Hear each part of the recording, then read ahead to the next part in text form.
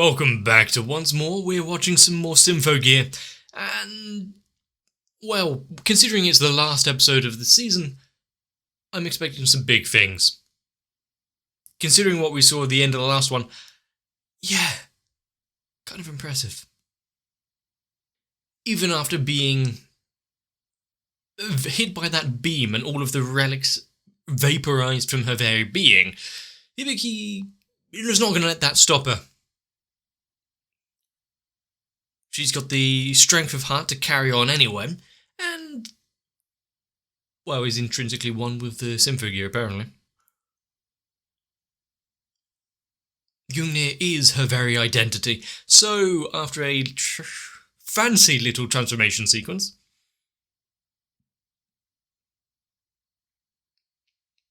we're one step closer to stopping the moon from crashing down, but also stopping the Doctor. And now that they may have entertained the idea of getting a few extra teammates on board, thanks to, well, two friends not killing each other. Should be interesting going forward. Yesterday's enemies are today's friends, so just how much of a problem will the Doctor actually cause for them? The Nephilim being part of the frontier now. Is it easy to separate the two? All eyes are on him, so let's watch. Starting already with the energetic tunes. I'm probably not going to be disappointed in this one.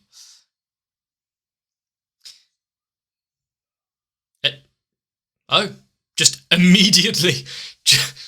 Quick, Scarpa! Run away!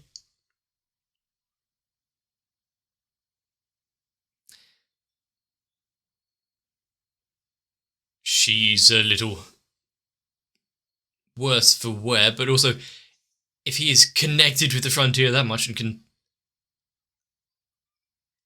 tear his way through with just interfacing with it.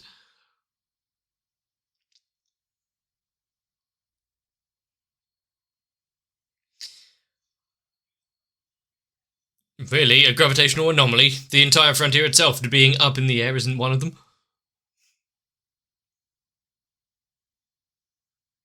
He is the very control center, so if we can separate that arm from him.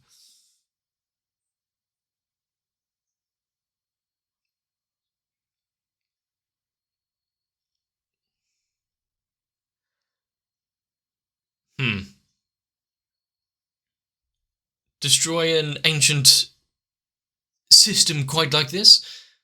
Actually, probably for the best. Stop anyone else from misusing it.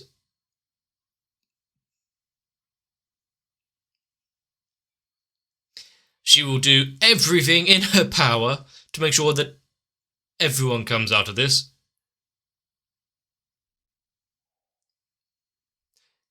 Well, since he doesn't have the cane, they don't have to worry about noise or anything. They can use their own personal skills and power. You see, mano a mano. A fist fight for the future.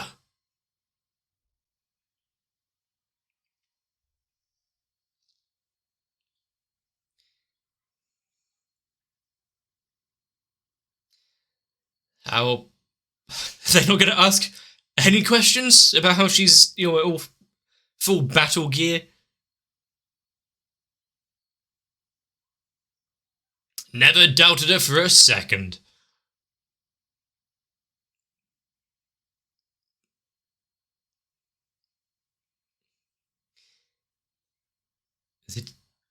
It's quite nice with the crystals and whatnot growing around.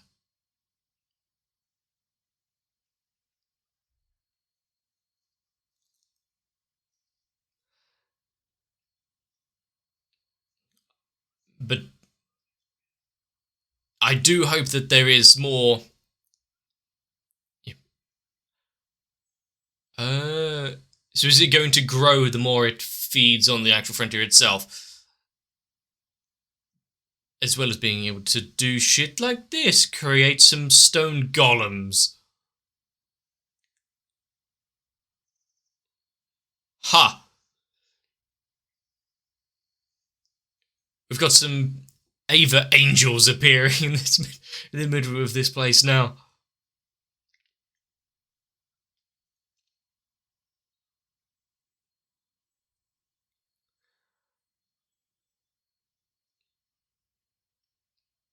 How much... That was quite the shout. How much time did he spend researching the Nephilim before he put all of this into action? And how much is just kind of working it out as he goes?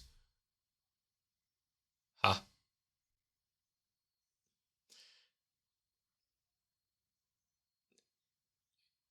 She might be overworked, hallucinating quite badly. All this place is just very closely connected to the afterlife.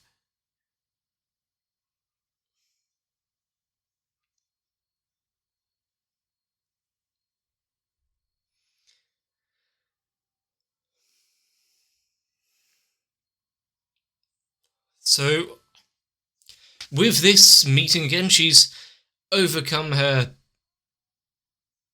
self-doubt and fear within herself. With their songs combined.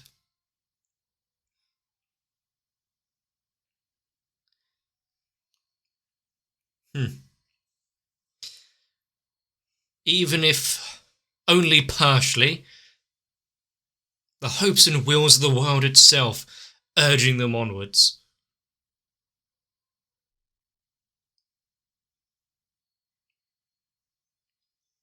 Oh. Good for that she's got a little exosuit. Although starting to look a bit too much like the Lotus from Warframe.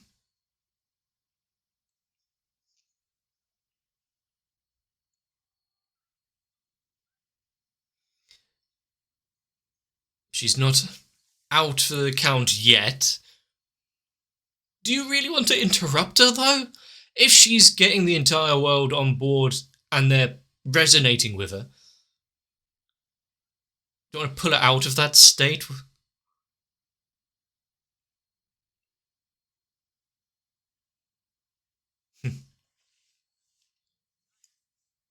She is no longer bound by what was holding her before, her own walls of her own creation.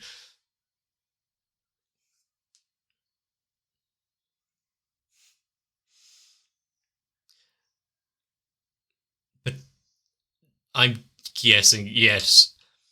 Ordinary attacks aren't exactly going to be all too useful against it, mainly because it's quite big. But also, the Nephilim is powered up by the power of the frontier itself.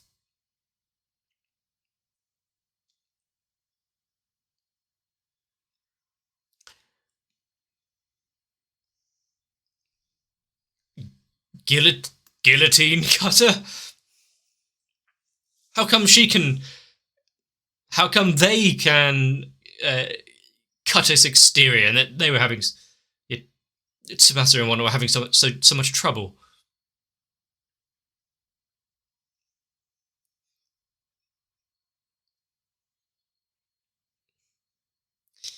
See, combined arms offensive.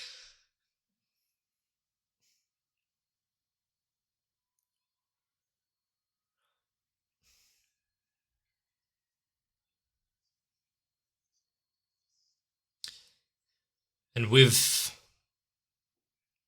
self-sacrifice back on the cards, something that so many of the characters know so much about.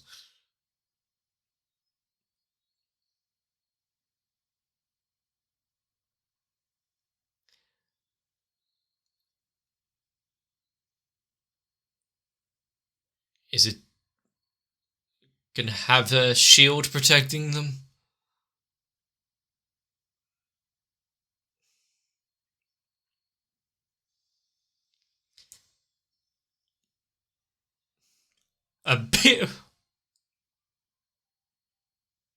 a bit more than just a shield.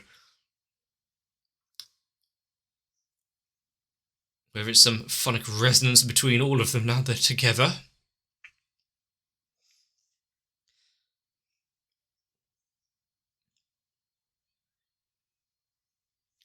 Whether it's ghosts from the past, Canada and the like, urging them onwards.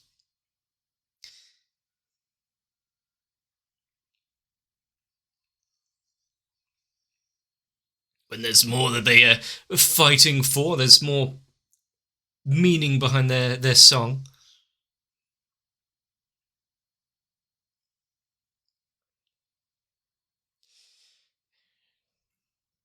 If even only slightly learning to work together, they can put their history aside.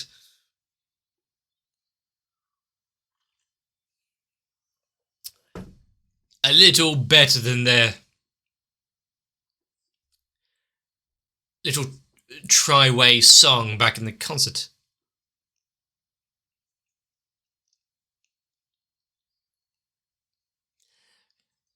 Does this mean now that the power is multiplied like 5-fold?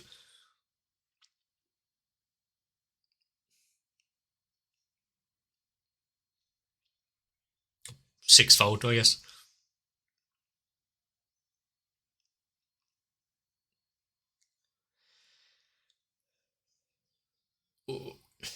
The slow degradation of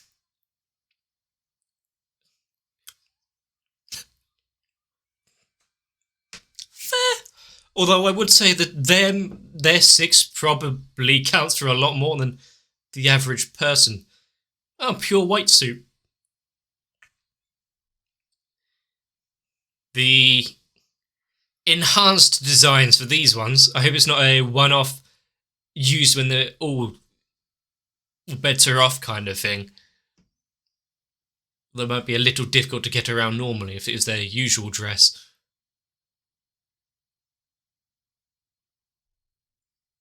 Nothing left?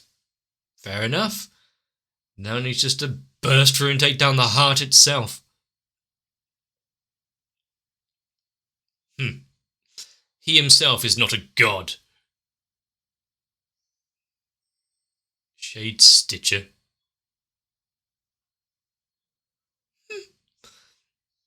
Pinning the very shadows.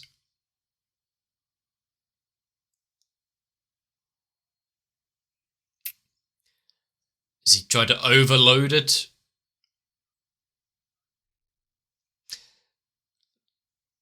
I will say the big transformation and focal point for the 6 girls there and getting their new battle dresses and powering up for the belief and wishes of the entire world on them. Where can they go from here on, though? Just smash the panel. Yeah, that one way of disrupting it. Guess it's not one way to disrupt it. But yeah, where can they go from here? Will there be some more power creep? Will they have to find a new way to level up? They're out already. Okay. Yeah, but he needs to pay for his crimes.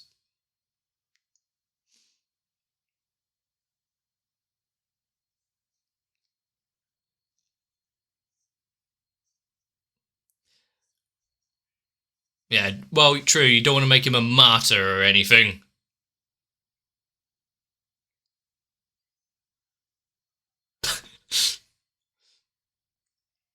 I mean, as a way of him wanting to be won over humanity and be remembered in some form of fashion, yep, actually just being a normal person is the worst fate for him. Crap, that was fast.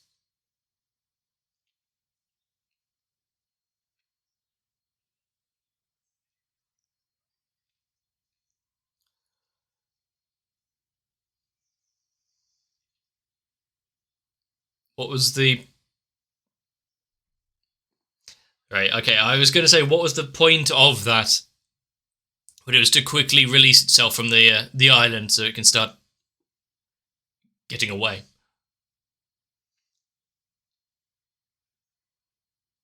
I take it back, this is now an angel.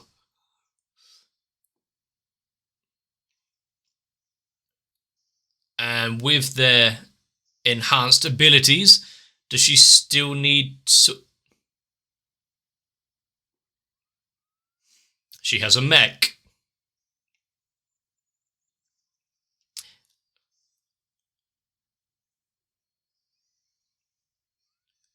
Which seems to have very little effect, mainly because the Nephilim just steals all their energy.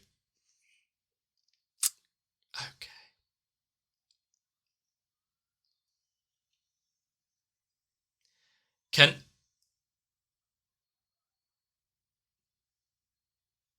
So rather than... So this Babylonia, is that where the noise are from? So it's calling themselves from a... alternate dimension kind of thing. Are they going to try and shove it through and then close the gate?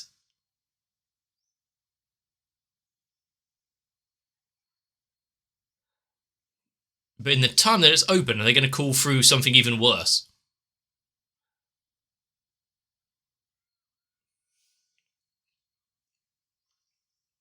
As each one systematically pries it open a little bit more. Has some interesting binding techniques. Ah. Some more sacrifice needed for the benefit of humanity and those that they want to fight for. Everyone needs to stop giving up so easily. Going straight to the, oh, well, with my life, we can save everything else. Why don't you start slashing away at the tendrils before we start just smiling at each other?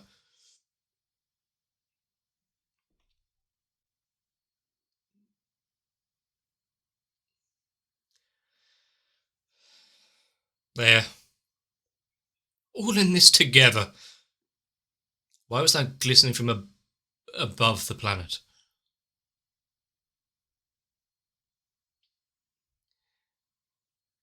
Oh. I didn't think we'd be seeing them travel into this world of noise itself.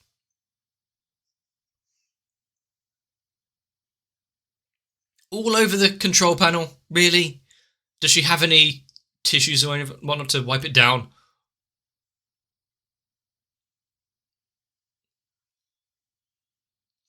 And though it wasn't her choice, the fact that she did put her effort in to stop the moon falling as one of her last actions.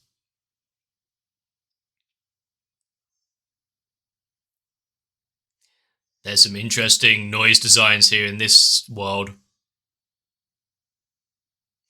Good thing they have powered up. She is an assault battery in of herself. I forgot what I was about to say before that, though.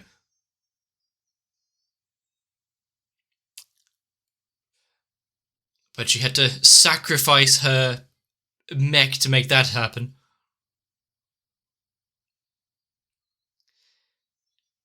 Will opening the gate, though, call through the noise that they're trying so hard to stop here?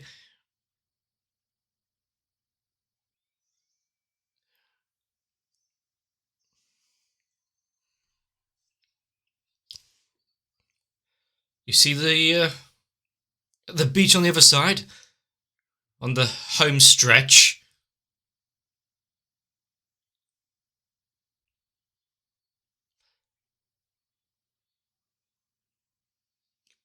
But it's a little bit faster.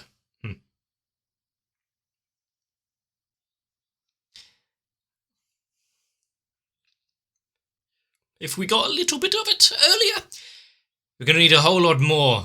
Not only for Hell of a place to store a weapon.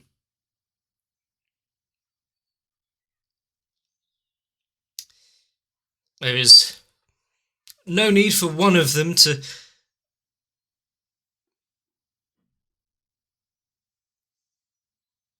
just give up everything for all of the others. They're in it together. A message that we've been told how many times now? Oh, they have a Megazord.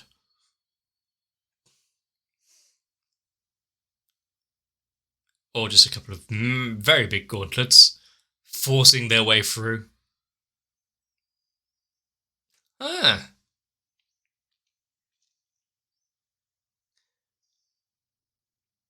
Now quick, close the gate.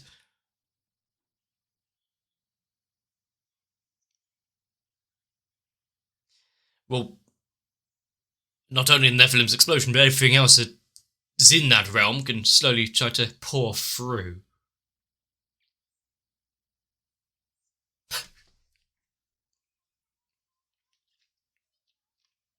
Okay. A final resolution that I fully agree with. She has one hell of a throwing arm. I thought she was going to use the cane itself to close it, not force the cane into that wall so it could never be used again.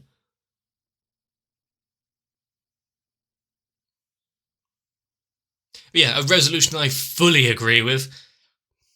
Having all of the people of the earth in unison chanting and singing and hoping for their success. But the final blow landed by someone that doesn't have any power, per se.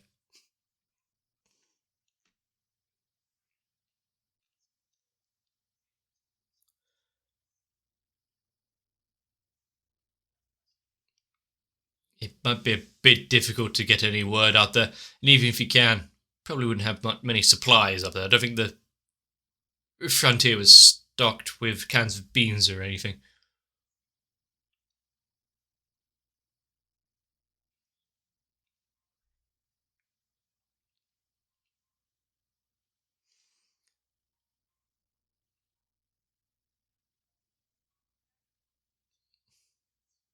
Huh.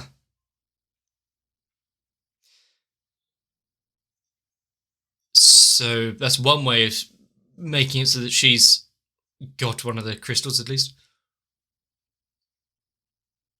I severely doubt there will be a time where most of humanity fully appreciate and agree with one another. But there was a moment where everyone was joined together in, well, not prayer, but hope.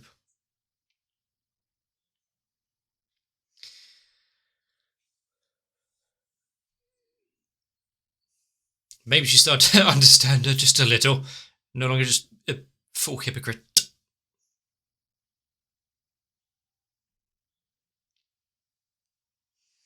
And with the worry of the mother out of the way, there's no need for her to fight back, no need to lash out, do things that, for the detriment of humanity and just a vain attempt to try and save loved ones. Are they going to have a swift and speedy trial for everything that they've done? Maybe their attempt here to actually help out and right the wrongs at the end is going to lessen the sentences they might get.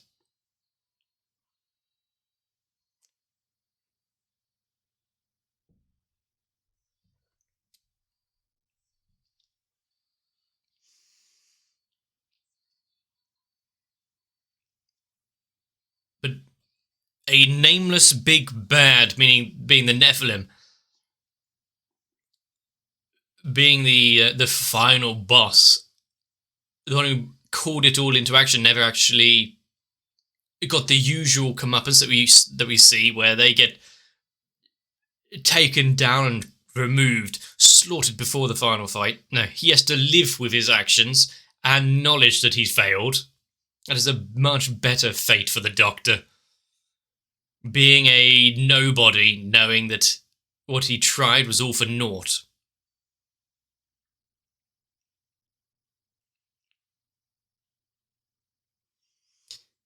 Oh, after credit scene.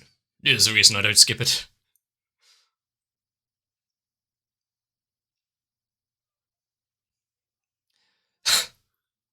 Well, if you keep insisting, it's just going to make it more awkward each time.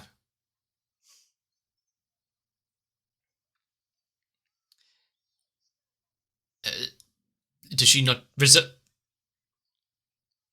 So show her the same kind of honour that you're wishing for.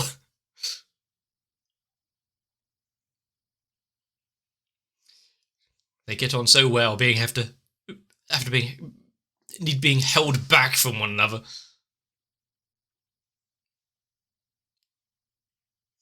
She is now, at least not in a mortal peril immediately.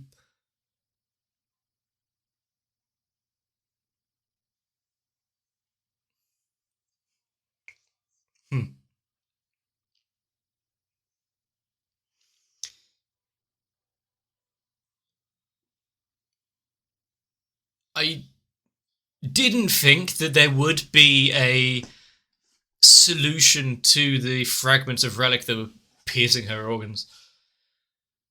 At least not in the second season.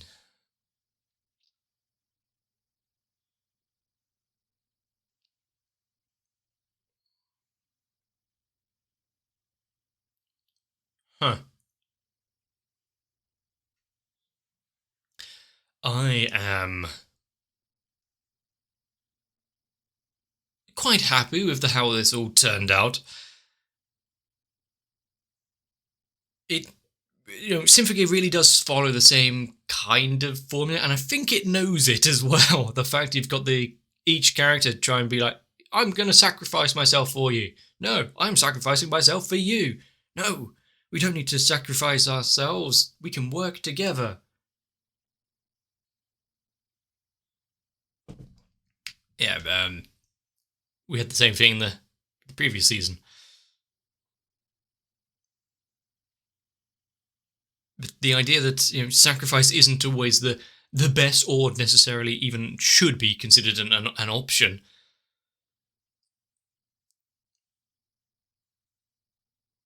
Since their willingness to do so actually put them in more danger. If it wasn't for Finney giving away her soul to protect the young girl, we would have one less here, so we may not have been able to defeat the Nephilims quite so easily. Now that we also know that the Solomon's Cane could open a gate to Babylon, which held all of these noise, we at least now know that there's, or at least I do, maybe it was hinted at before and I blanked it out of my memory, there's this other zone out there where they reside. How were the noise called beforehand? When it was attacking in season 1 and whatnot? Or, eons past? Did they have other ways of interacting with the realm of Babylon? Or is it from a different zone or area and the noise are intrinsically just linked to a lot of things? But the various forms and dresses that we see for all of them, whether it be the super amped up powered gear that they get, or the usual combat dress, I like seeing the various designs. And for some reason, especially when we had the, I cannot ever remember her name, the scythe wielder, when we heard her massive scythe freeze frame to show that weapon and its name and whatnot, made me wonder, how would it be if we didn't have the freeze frame? That you can still have all the graphics telling us what the weapon is or its name, be all fancy, but keep it playing at normal speed. I don't know why, it just felt a little jarring on that one particular.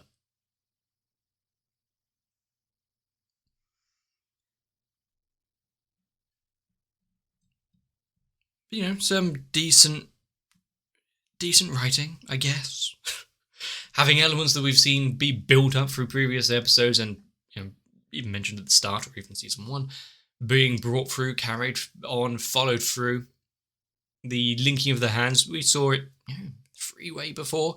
Now, after learning a few things, after trusting some others, putting their belief in them, are there any limits? Forget about the 6 users. How strong would the world be itself if we can all agree?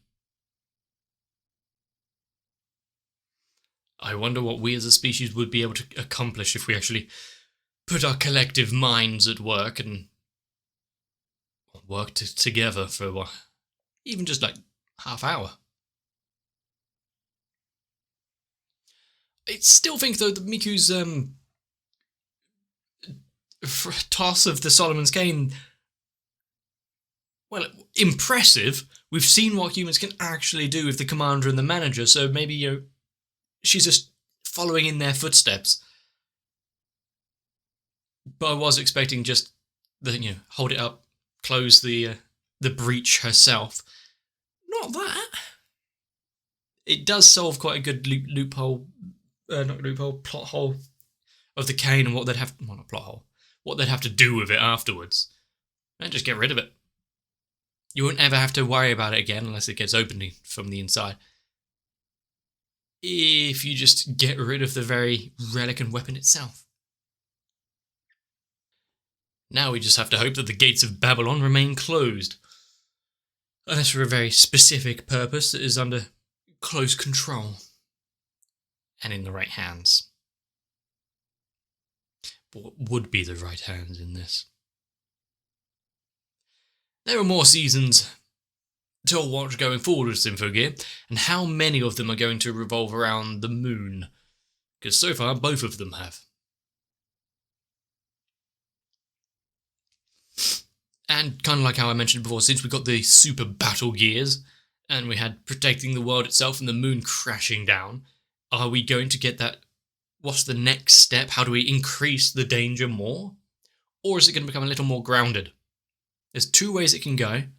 I think I'm fine with either of them, because I know what universe scale of we need to go up in power and what we're risking here. I mean, once you've seen Gurren Lagann, he's like, yeah, anything's the limit. But I would like, even if just for a moment, everything to slow down a little for them to enjoy their time at school. Just be normal for a little bit without having to worry about, well, saving the lives of many civilians. Having to ruin their plans, their lunches with friends. Something that they drastically need. But I've enjoyed Symphogear. I think I've seen the error of my ways, maybe. It's really struck me a lot more than the first season, well, the first half of the first season did.